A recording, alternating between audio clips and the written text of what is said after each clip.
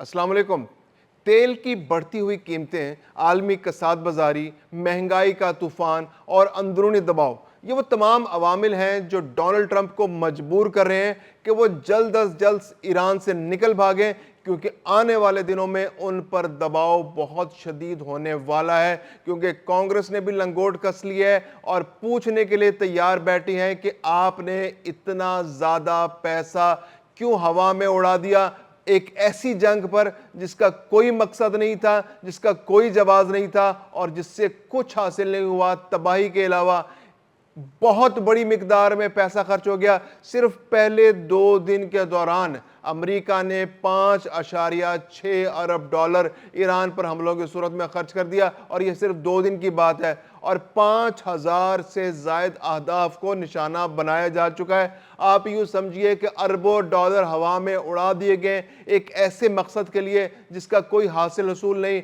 कोई हदफ नहीं, जिसके कोई नतीजा नहीं मिलने वाले। और अमेरिका, डोनाल्ड ट्रंप इसराइल के इशारों पर नाचते हुए, दुनिया भर के अमन को तमाशा बनाते हुए, दुनिया भर के अमन को खतरे में डालकर अब यहां से निकल भागने की तैयारी कर रहे हैं। क्योंकि कांग्रेस के अंदर जो गुज़िश्ता रोज़ कार्रवाई हुई, उसके अंदर बहुत सख्त पूछगछ की गई, बहुत सख्त तनकीद की गई और इस्तफसार हुआ कि किस तरह से ये तमाम कार्रवाई हुई। पेंटागन ने अपनी रिपोर्ट पेश की। पेंटागन ने बताया जी कि पहले 2 रोज़ के अंदर हमने 5.6 अरब डॉलर जो है वो खर्च कर दिया। ये इतनी बड़ी रकम है कि जिसका हिसाब देना मुश्किल है, क्योंकि तासुर ये दिया गया था ये कोई जंग नहीं है, ये कुछ छोटी मोटी झड़पें हैं, कुछ सर्जिकल स्ट्राइक्स टाइप की कार्रवाई हैं, क्योंकि जंग के लिए अमरीकी कांग्रेस से इजाज़त लेना ज़रूरी है। तो ये एक आईनी मसला भी इस वक्त डोनाल्ड ट्रंप के लिए पैदा हो चुका है कि वो बगैर कांग्रेस की मंजूरी के एक ऐसी जंग में घुस चुके हैं जिस पर अरबों डॉलर 1 हफ्ते से ज़्यादा अरसे में खर्च हो चुके हैं। एक अंदाजे के मुताबिक 20 अरब डॉलर से ज़्यादा तो सिर्फ गोलाबारी में खर्च हुआ है। इसके अलावा ऑपरेशनल डिटेल्स और वहाँ पर जो अखराजात हैं, आर्मडाज, जो जेरल्ड वहाँ पर मौजूद है, यूएसएस इब्राहिम लिंकन मौजूद है, एक बहरी बेड़ा होता है उस पर 5000 से ज़्यादा अफराद मौजूद होते हैं, 100 से ज़्यादा तैयारे मौजूद रहते हैं, डिस्ट्रॉयर्स मौजूद होते हैं, वहाँ पर मिसाइल टेक्नोलॉजी मौजूद होती है। दूसरे बहरी बेड़े के अंदर भी इसी तरह की सूरत हाल है। तो 2 बहरी बेड़े इस वक्त गल्फ के करीब मौजूद हैं। फिर जो नुकसान, जो रडार सिस्टम तबाह हुए हैं, जो 2 रडार सिस्टम अमेरिका के तबाह हुए, सिर्फ उन रडार सिस्टम्स का जो नुकसान है वो 1.5 अरब डॉलर से ज़्यादा है। तो नुकसानात बढ़ते चले जा रहे हैं। आबनाए हरमज़ बंद हो चुकी है, वहाँ से तेल की आमदरफ्त ख़त्म हो चुकी है। अमरीकी तैयारे वहाँ, अमरीकी बहरी बेड़े वहाँ नहीं जा रहे, इसराइली बहरी बेड़े वहाँ नहीं जा रहे। इसके अलावा जो अमेरिका के जो इत्तेहादी गल्फ ममालिक हैं उनकी भी ट्रेड नहीं हो पा रही। तो ऐसे में तेल की कीमतें जो गुज़िश्ता रोज़ 121 डॉलर पर बैरल तक पहुंच चुकी थी, तो उस वक्त अमरीकी सदर डोनाल्ड ट्रंप के पास इसके अलावा कोई चारा नहीं था कि तेल की कीमतों को नीचे लाने के लिए फौरी तौर पर ऐसा तासुर दें कि जंग खत्म होने जा रही है। इससे कांग्रेस भी मुतमईन हो जाती, क्योंकि अब जो पैसा डोनाल्ड ट्रंप को चाहिए वो बहुत बड़ी मिकदार में चाहिए। बहुत ज़्यादा पैसा खर्च भी हो चुका है और मज़ीद अब पैसा मौजूद नहीं है। तो अब दिफाई बजट लाने की तैयारी की जा रही है। एक इजाफी दिफाई बजट लाया जाएगा कांग्रेस में, कांग्रेस से मंजूर कराया जाएगा, और कांग्रेस में डेमोक्रेट्स की एक बड़ी तादाद मौजूद है। अगरचे मुमकिन तौर पर रिपब्लिकन्स जो हैं कांग्रेस, वहाँ पर कांग्रेस में अक्सरियत में, शायद वो इसको बिल को मंजूर भी करा लें, लेकिन शदीद मुज़ाहिमत का सामना करना पड़ेगा, सख्त तनकीद का सामना करना पड़ेगा, और बहुत क्लोज ये टाई होगी जिसके अंदर ये कांग्रेस से मंजूर कराने में कामयाब होंगे इस बजट को। तो ये बहुत सारी मजबूरियां हैं जिनकी वजह से डोनाल्ड ट्रंप जो है उनको वहाँ से निकल भागने की तैयारी करना पड़ रही है। और फिर जो तबाही के मनाजिर हैं तेल अवीव के अंदर, जो तबाही के मनाजिर हैं जो गल्फ कंट्रीज़ के अंदर, जो अमरीकी बहरी जो अड्डे हैं, जो फ़ज़ाई अड्डे हैं, वो बुरी तरह मुतासर हो चुके हैं। अब तक वहाँ पर बेतहाशा एसेट्स को नुकसान पहुँच चुका है। रडार सिस्टम्स का जैसे मैंने बताया वो तो पहले ही तबाह हो चुके हैं। इसके अलावा जो तुर्की के अंदर भी जो रडार सिस्टम है, जो नेटो ऑपरेटेड रडार सिस्टम्स हैं, उनको भी नुकसान पहुँचाया गया है।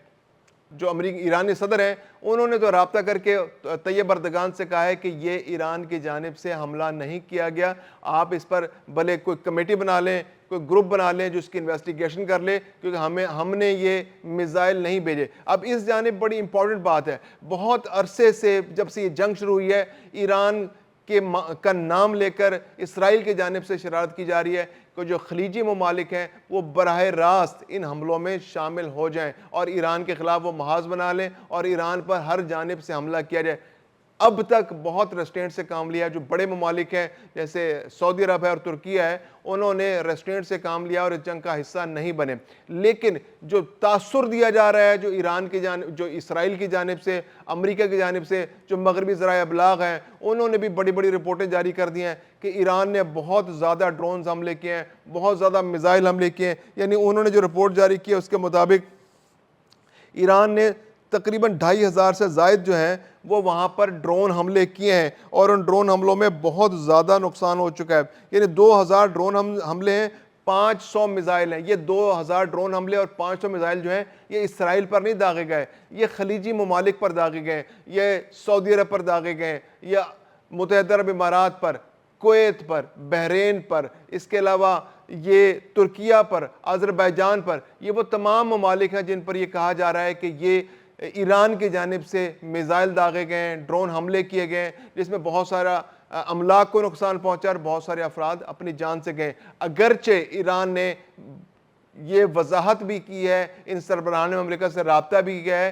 کہ ہمارا ہدف صرف اور صرف امریکی مفادات ہیں، ہم ان گلف ممالک کے اندر شہریوں کو نقصان نہیں پہنچا رہے، لیکن اس کے باوجود بھی کولیٹرل ڈیمیج کی صورت میں بہت سارا نقصان ہو چکا ہے۔ دوسری جانب جو اس وقت جو نئے جو وہاں پر رہبر کا انتخاب ہوا ہے، اس کے بعد امریکہ جو ہے بہت زیادہ دھمکیاں دے رہا ہے، اور وہ کہہ رہا ہے کہ ہم اس رہبر کو بھی شہید کر دیں گے، کیونکہ ہم نے پچھلے رہبر کو بھی شہید کیا، ہم کسی ایسے لیڈر کو وہاں پر رہنے نہیں دیں گے، زندہ رہنے کی اجازت نہیں دیں گے، پنپنے نہیں دیں گے ایران کے اندر، جو امریکی مفادات کے خلاف ہوگا۔ ڈونلڈ ٹرمپ کہتے ہیں کہ وہ یہ جو مجتبہ ہیں، جو آیت اللہ مجتبہ، ان کو بھی نشانہ بنائیں گے اور یہ بھی بہت زیادہ عرصے تک زندہ نہیں رہ سکیں گے۔ انہوں نے کہا کہ ایران کی قیادت کے لیے ان کے پاس کچھ نام ہے، وہ ابھی شیئر نہیں کرنا چاہ رہے، لیکن جو متبادل قیادت کے طور پر ان کے پاس کچھ ایسے نام موجود ہیں جو ایران کا کنٹرول سنبھال سکتے ہیں، اور ایران کا کنٹرول سنبھالنے کے بعد ان کے امریکہ کے ساتھ تعلقات ٹھیک ہو سکتے ہیں اور خطے میں امن آ سکتا ہے۔ اور خطے میں امن اس وقت تک نہیں آئے گا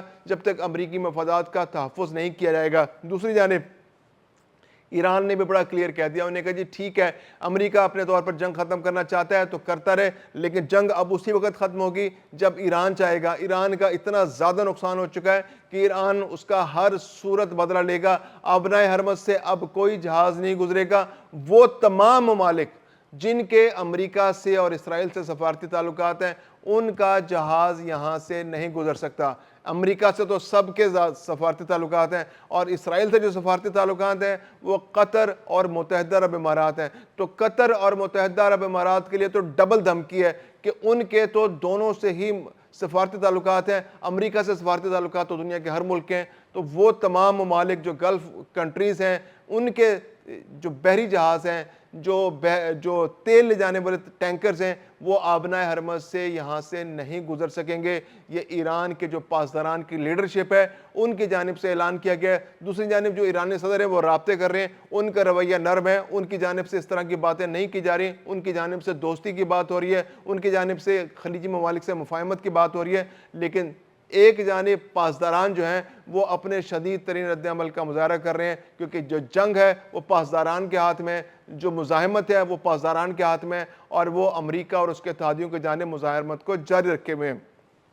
اور جو میسج کمیونیکیٹ کیا جا رہا ہے وہ یہ کمیونیکیٹ کیا جا رہا ہے کہ اگر ایران میں تیل کے ذخائر کو نقصان پہنچایا جائے گا تو پھر خلیجی ممالک کے اندر بھی تیل کے ذخائر کو نقصان پہنچایا جائے گا۔ اگر ایران کے مفادات کو نقصان پہنچایا جائے گا تو خلیجی ممالک میں بھی امریکی مفادات کو نقصان پہنچایا جائے گا۔ اور اسرائیل تو براہ راست دشمن ہے، امریکہ بھی براہ راست دشمن ہے، تو امریکہ کے جو بھی مفادات رستے میں آئیں گے اور اسرائیل کے اندر بھی تباہی کا سلسلہ جاری رہے گا۔ اور یہ جنگ 11 روز سے آگے بڑھ چکی ہے اور اس میں تباہی رکنے کا نام نہیں لے رہی، ایران کی جانب سے مزاحمت ہو رہی ہے اور امریکہ اور اسرائیل بھی بہت زیادہ تباہی مچا رہے ہیں۔ تو اب جس طرح سے امریکہ نے تاثر دیا ہے کہ وہ گلف کے اندر کی جنگ ختم کرنے میں انٹرسٹڈ ہے، کیونکہ 90% جو اس کے مفادات ہیں، جو ٹارگٹس ہیں، جو اہداف ہیں وہ پورے ہو چکے ہیں، تو اس کے بعد تیل کی قیمتوں میں کافی حد تک کمی ہوئی ہے۔ جو 121 ڈالر پر بیرل تک پہنچ چکی تھی، وہ اب 89 ڈالر تک، 87 ڈالر تک آ چکی ہے، اور اب استحکام پیدا ہوا ہے۔ آج بہت دن کے بعد دنیا بھر کی جو سٹاک مارکیٹس ہیں، خاص طور پہ ایشین سٹاک مارکیٹس ہیں، ان کے اندر کافی تیزی دیکھنے میں آئی ہے۔ ہانگ کانگ کے اندر، سنگاپور کے اندر، ساؤتھ کوریا کے اندر، ایون پاکستان کے اندر جو ٹریڈنگ ہے وہ بہت ہائیسٹ لیول پر جا رہی ہے۔ ایک ہی دن میں 11,000 پوائنٹ سے زیادہ کا اضافہ ہو گیا ہے۔ تو یہ ایک اچھی خبر ہے دنیا کے لیے۔ جنگ ختم ہونی چاہیے، جنگ کا فوری خاتمہ ہونا چاہیے، کیونکہ یہ اس نے اس پورے خطے کے امن کو خطرے میں ڈال دیا ہے، یہاں پر ترقی کے پہیے کو روک دیا ہے۔ جو کاروبار زندگی ہے وہ بری طرح متاثر ہوئے ہیں، اور اب امید کی جا رہی ہے کہ جلد از جلد اس کو سمیٹا جائے گا اور حالات نارملائزیشن کی طرف واپس آئیں گے۔